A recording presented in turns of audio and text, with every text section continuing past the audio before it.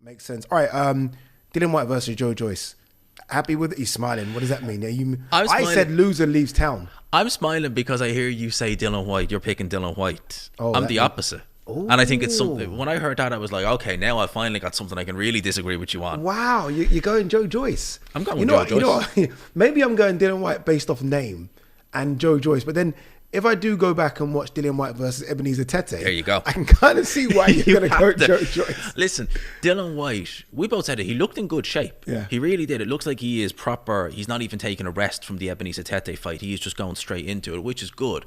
Mate, Ebenezer Tete, 36 years old, birth cert, please. Yeah, he's about And Dillian 50. Whyte looked so slow. I know Joe Joyce is not the quickest either. But the problem was, I've seen Ebenezer Tete dropped like that by Daniel Dubois. We know he's a big puncher. Dillian Whyte couldn't put a dent in him. Strange, that isn't it? Couldn't put a dent in him. Yeah. It's Joe Joyce. Yeah, but it's weird with Joe. I almost feel like he's an egg that's now been cracked and it can't be pieced back together. Like I was watching. I mean, this is Joe Joyce that almost put Joseph Parker into retirement.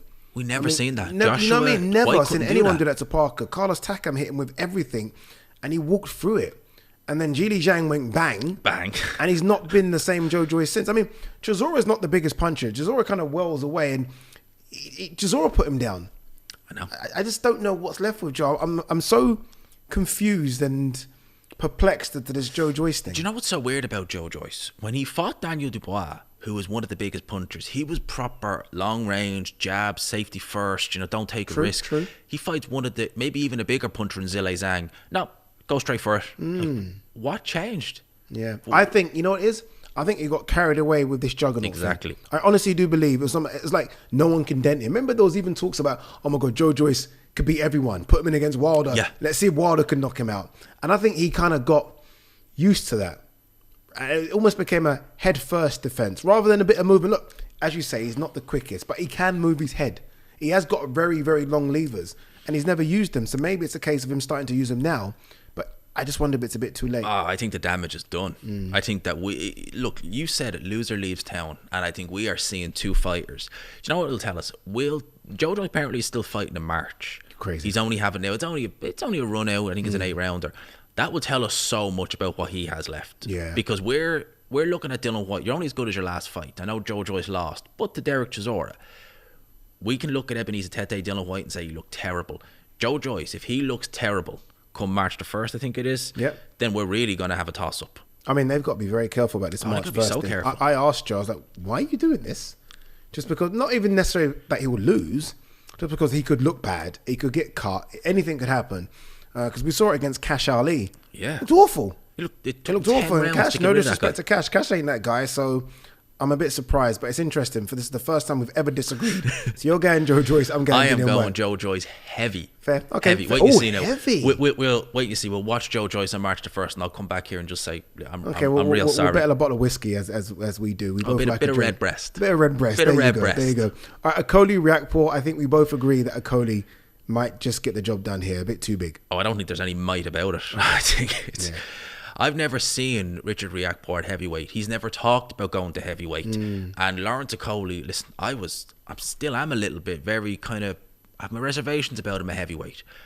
But goddamn, he is massive. He's massive. Like how he made cruiser is beyond me.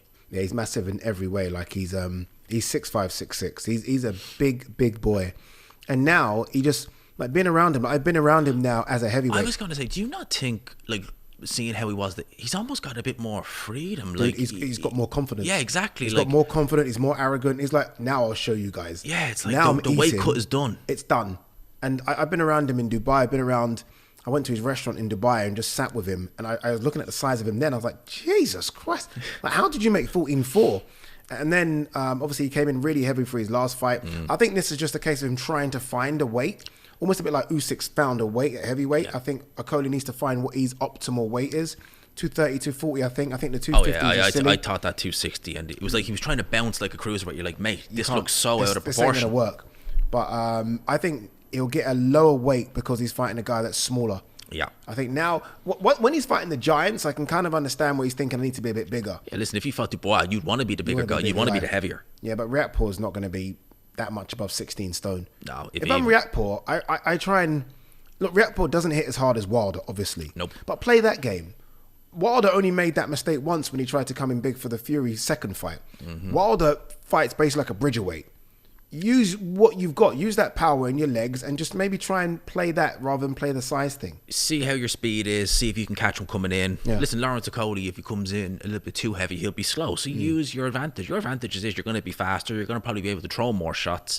So see what you can do. See if he talked about hugging. Listen, we haven't seen Lawrence Okolie hug since he stopped that weight cut. True. So don't bank on just thinking Lawrence That's a good Okolie's shout, going to man. hug you. That's a very He good hasn't shout. even looked even remotely like he's even wanted to engage and hug someone. Yeah, since now that he weight wants cut's to over. just smack and Yeah, done. he just wants to hit smack you. and done. That's all he wants to do.